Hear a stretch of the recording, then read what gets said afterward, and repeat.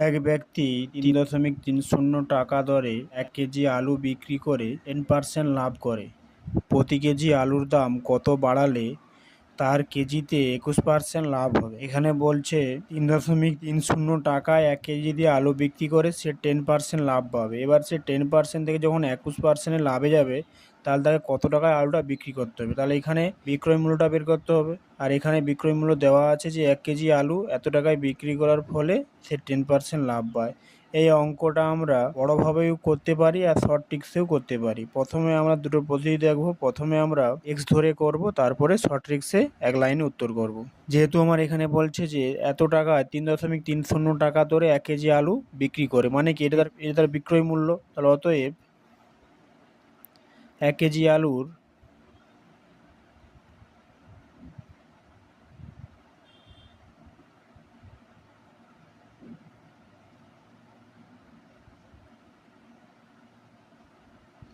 1 KG আলুর বিক্রয় মূল্য কত?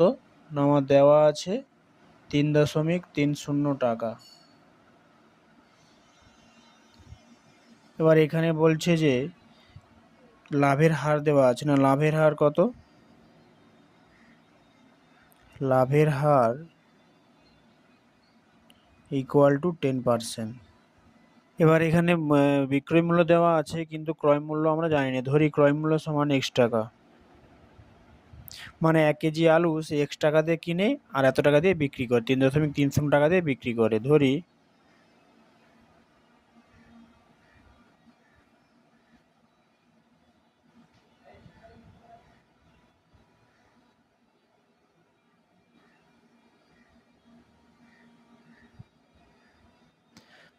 1 কেজি আলুর ক্রয় মূল্য x টাকা।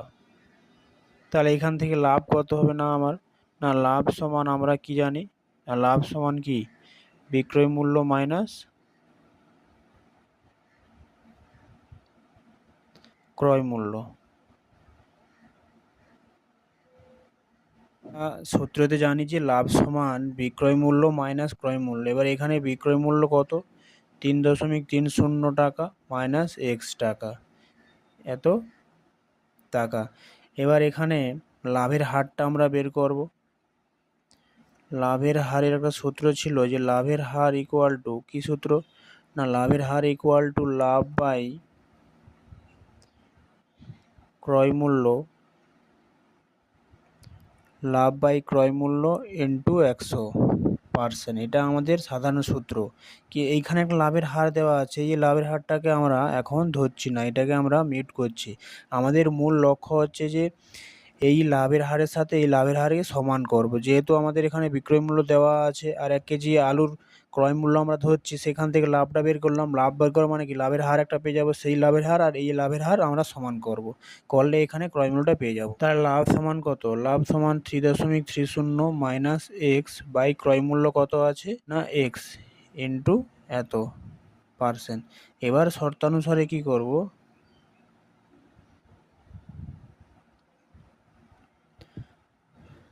শর্তানুসারে এইটার সাথে এই লাভের হার আর এই দুটো তো লাভের হার, এই লাভের হার সমান করব। তাহলে এইটা শর্তানুসারে যদি লিখি, এটা ইন্টু 100 ইকুয়াল টু 10%। এই শূন্য কাটলাম, বা 3.30 মাইনাস এক্স বাই এত 1/10।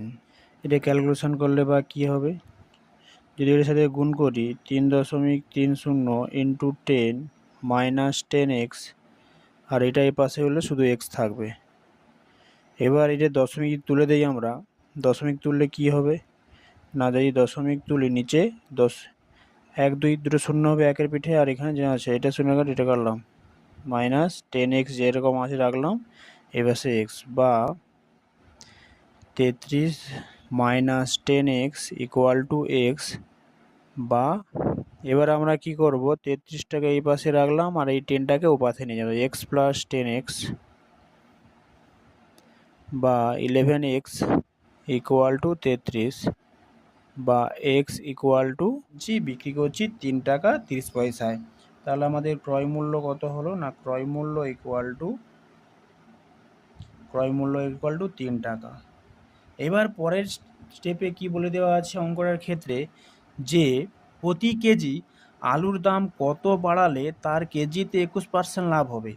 এখানে আমাদের ফার্স্টে বলছে কত টাকা বাড়াতে হবে, এই বাড়ানো টাকা বাদে আমরা কত টাকায় বিক্রি করব, 21% লাভের জন্য কত টাকায় বিক্রি করব, বিক্রি করার পর তো সেই বিক্রয় মূল্যটা পাওয়ার পর তো আমরা কতটা বাড়লো, আগে থেকে কতটা বাড়লো সেটা জানতে পারবো। তাহলে আমাদের বিক্রয় মূল্য জানতে হবে, তাহলে এখানে বিক্রয় মূল্য দেওয়া নেই, তাহলে অতএব ধরি বিক্রয় মূল্য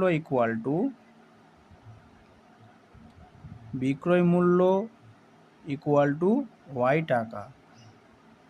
তাহলে আমাদের এখানে লাভ কত হবে, না লাভ ইকুয়াল টু সবসময় কি জানি না বিক্রয় মূল্য মাইনাস ক্রয় মূল্য, এত টাকা। লাভের হার কত, না অতএব লাভের হার ইকুয়াল টু কি হয় না লাভ বাই ক্রয় মূল্য ইন্টু 100। এবার শর্তানুসারে করব, শর্তানুসারে কি করব, না আমাদের যেহেতু কোশ্চেনে বলে দেওয়া ছিল 21% লাভ করতে হবে, তাই 21% লাভ করার জন্য কোশ্চেনে বলেছিল 21% লাভ, তাই 21% আর এই পার্সেন্ট দুটো সমান করব। তাহলে অত y minus 3/3 into 100 equal to 21, বা 100 ওয়াই মাইনাস 300 ইন্টু 3×6 এত, বা কত হবে, বা 100 ওয়াই মাইনাস 63 প্লাস 300, বা ওয়াই 100 ওয়াই ইকুয়াল টু 363, বা ওয়াই ইকুয়াল টু কত হবে 3.3।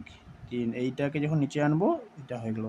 তাহলে আমাদের এখানে 21% লাভ করতে হলে 3 টাকা 63 পয়সায় বিক্রি করতে হবে। তাহলে অতএব বিক্রয় মূল্য কত, না বিক্রয় মূল্য ইকুয়াল টু এত টাকা দিয়ে যদি জিনিসটা আমি বিক্রি করি তাহলে 21% লাভ হবে। এবারে কোশ্চেনে কি বলেছিল যে প্রতি কেজি আলুর দাম কতটা বাড়ালে কেজিতে 21% লাভ ছিল 3 টাকা 30 পয়সা, আর এখন হচ্ছে বিক্রয় মূল্য, এটা থেকে আগের দামটা আমরা বিয়োগ করব, বিয়োগ করলেই উত্তর হয়ে যাবে 33 পয়সা।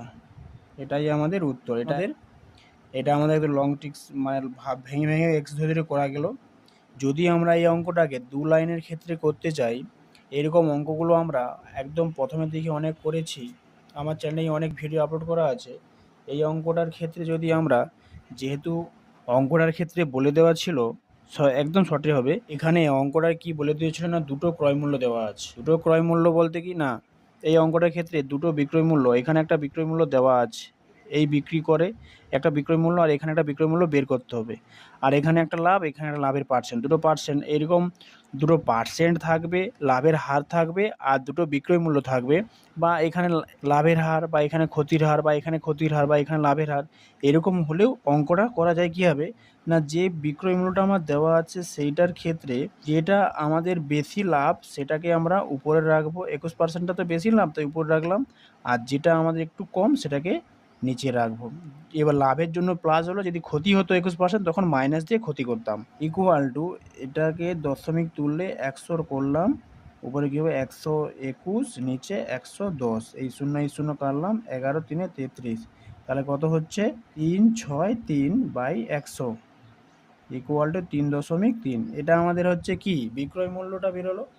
তাহলে এত টাকা দিয়ে বিক্রি করছে, আর আগে আমাদের এই টাকাটা দিয়ে বিক্রি করছে, আর আগে আমাদের বিক্রি করছিল এই টাকাটা দিয়ে, এই দুটো বিয়োগ করে দিলেই আমাদের উত্তর হয়ে গেল। তাহলে পয়েন্ট হচ্ছে 33 টাকা, তাহলে এই টাকার অতএব কত হবে 33 পয়সা উত্তর।